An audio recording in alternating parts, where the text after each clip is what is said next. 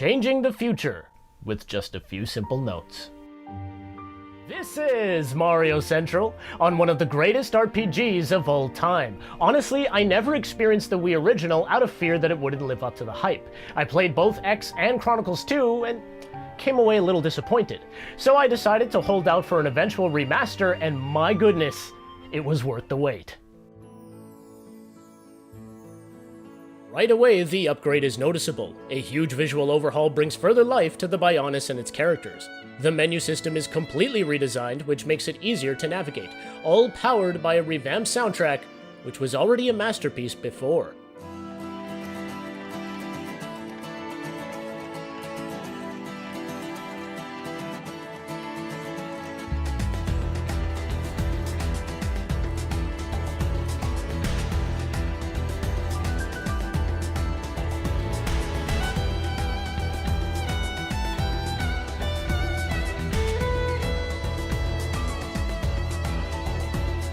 Makes it easy to dive straight in, absorbing the game's world at your own leisure. It helps that Colony 9 is the perfect introductory level, a sprawling area sprinkled with some powerful foes to keep you humble, side quests that run perfectly with the main quest, where you're given a clear indicator on where to go. It's a perfect tease to the overall picture. These little quality of life adjustments actually cut down the gameplay by about 20 hours.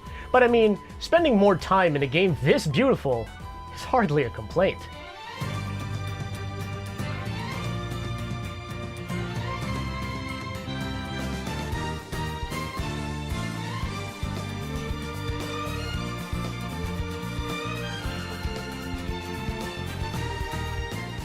Executive Director Tetsuya Takahashi lamented that he had to sacrifice the graphics of the original so it could run smoothly on the Wii. With the Switch, their vision is fully realized. The set pieces are flat out mesmerizing. Take a moment to soak it all in. However, this is a 10-year-old game, so while the team did a great job of cleaning up certain things, there are other aspects that show its age. Characters can appear a little stilted at times. Textures aren't always up to par, and there's the occasional hiccup in certain moments. In an ambitious game, there will be some technical issues, but there's a tendency to overdo it when it comes to rounding out a massive experience like Xeno. And gem crafting and affinity building are the worst. Gem crafting is so unnecessarily complicated that there are guides all over the internet. The in-game tutorials don't help. Building affinity isn't much better. Each pair requires 5 levels to reach the max. With 6 playable characters and the ability to only rotate 3 at a time, it could take a while to gain trust. Notice that none of the heart-to-hearts are in the blue tier, so Monolith Soft could have just eliminated that rank and saved so much effort. Oh, that's just being really nitpicky, but I have to be honest, even with a game that I love. And there's one thing I can't stand: fall damage. Do I detect a note of sarcasm? Are you kidding me? This baby is off the charts. You know, one of my favorite things to do in this game is jumping off from a high vantage point. In fact, let's do it now. Oh, but that's a bottomless pit. Eat the cake, son. Crack, crack, crack, crack, crack, crack, crack, crack, crack. Whee! Oh! I just wanted to see what the jump button would do. Ooh, that doesn't sound good. Will I live? Success! Super fun, happy side! Oh, there's no greater joy than taking a leap of faith and hoping for the best. I'm thrilled that this game turned out to be incredible because I really didn't know what I was missing. Despite coming out in 2010, Xeno was ahead of its time in other areas. With plenty of ways to gain experience, there's no need to spend hours on the grind to level up. You literally gain EXP by walking. Working at a job with these benefits would be amazing. It's a Mario time! Hey, Mario, you made it in, buddy. Here's $20. Woohoo! Aren't I done yet? Great job today, Mario. Here's an extra $20 because I appreciate your hard work. That's so nice! This game consistently rewards you at all times. Defeat tough enemies, here's some gear and arts manuals to further power up. Complete side quests or rebuild Colony 6, have some more gear! Some side quests grant the player even more to take advantage of. 4th and 5th skill trees, more Monado arts. Xeno provides everything you could possibly need in many different ways. Makes it sound like a cakewalk.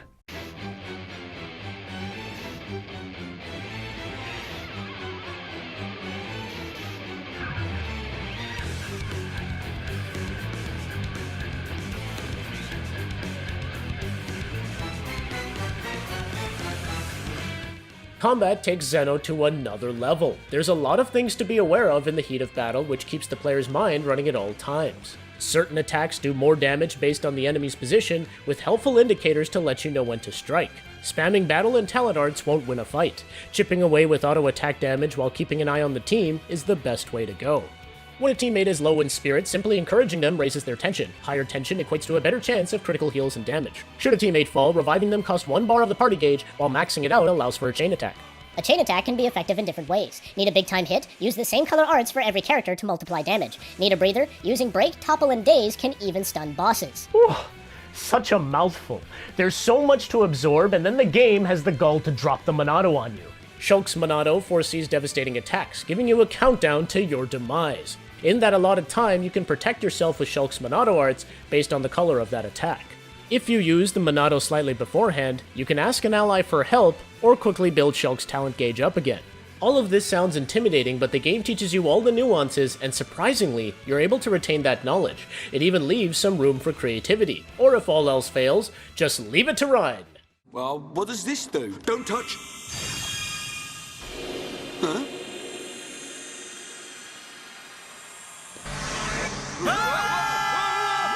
The Monado is one of the coolest mechanics I've ever seen, which takes time to process. So if you're struggling to start, don't worry about it. You will die in this game a lot. The best thing is to switch up your character combo, and my goodness, Shulk, Dunban, and Ricky saved me time and time again. Defensive Chromars! I've been at this for an hour, but I haven't tried this team yet. What? How did I win? Another tough fight. I don't even think Shulk, Dunban, and Ricky is going to make much of a difference in this one, but I might as well try. Are you kidding me?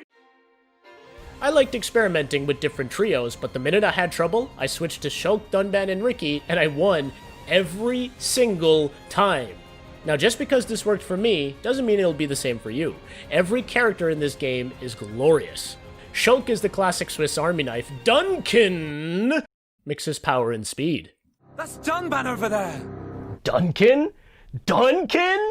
How are you going to disrespect one of the coolest characters ever? Never change, IGN! Charla's the healer, Rhintine absorbs damage, Ricky is the debuff king, and Melia is one of the weaker characters! Did you even play the game? Melia is one of 3 characters that can actually damage the Mechon without Shulk's influence, possesses the strongest magic abilities, buffs her allies, and debuffs enemies at the same time. She breaks the game. Never change, IGN! Heart-to-Hearts do a great job in fleshing out each character, so you grow to care for everyone.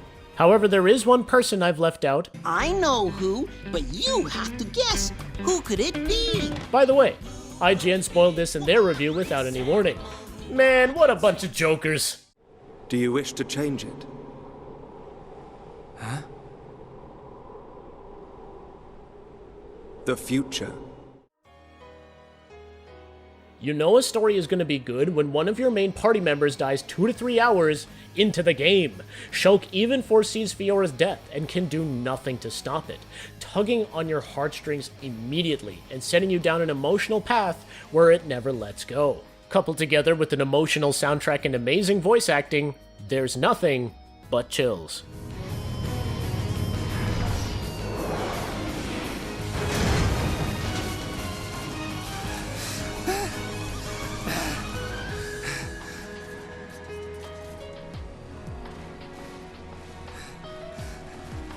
I'll kill you! Right away, you're invested in these characters and their journey for revenge. Every party member, except for Ricky, has a personal stake against the Mechonis, until they realize that Homs are piloting the Mechons themselves. Transcending a typical revenge tale, you're given hints to the dark side of the people you're helping, while developing empathy for those you're planning to destroy. An eventual rematch with Mumkar displays this perfectly. Have you forgotten everything he's done? Where is your killer instinct? Now is the time! I hate him, Dunban! For what he did to Fiora and the Emperor! So of course I want to get my revenge! Shulk. But Face Mechon are not like the others. They're people. Like us. Are you really willing to kill another Homs? Yes, sometimes needs must. Even if it's Fiora? What then? This is the most pivotal moment of the game, where Shulk and the party change their ideals. They no longer fight for revenge, but for the freedom of all. In doing so, they manage to bring back Fiora. Okay, who else couldn't help but smile like an idiot when Shulk and Fiora reunited? Just charming stuff. But Fiora is no slouch. She can damage the Mechon without Shulk and can be customized to fit any sort of combination based on the armor you give her. And oh yeah, she also has a god attached to her. Yes, just like any RPG, it eventually escalates to a showdown with God. But the build-up to it is unmatched. I mean, it's a showdown in space, for goodness sakes! Once Shulk and the team dish out some divine justice, it finally brings closure to an incredible adventure, with every character getting their happy ending. Except for... Hello! Every time Melia's on the screen, you feel bad for her. Her introduction, comrades died defending her. A little later, her father passes away. When Fiora returns for a good 15 to 20 hours, she has very little dialogue. The moment she's in the spotlight, oh sorry, your brother's dead along with half of the Hyantia. Oh, it gets worse. It's revealed in a heart-to-heart with Sharla that Melia has feelings for Shulk, but decides not to tell him out of respect for his relationship with Fiora. She even admits to concealing all the pain that comes with hiding your feelings. You can actually pinpoint the second when his heart rips in half. And now. As if that wasn't bad enough, it turns out that Larithia possesses Melia's brother and fights you in that form. And after that tough boss fight, Callian dies again. Can you give me some shred of happiness? Ricky heard Melly's brother. Callian say, hope of bird people. Where Melly's brother? Oh, Ricky not see him, but Ricky hear him. Ricky. You too heard his parting words. Thank you.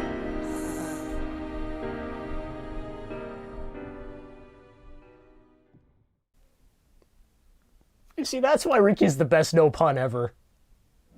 Thankfully, Future Connected helps out Melia. Here you see her dealing with the repercussions from the main game on top of developing into the leader she's destined to become. With Tyrea as her only family member remaining, they manage to bury the hatchet and help one another.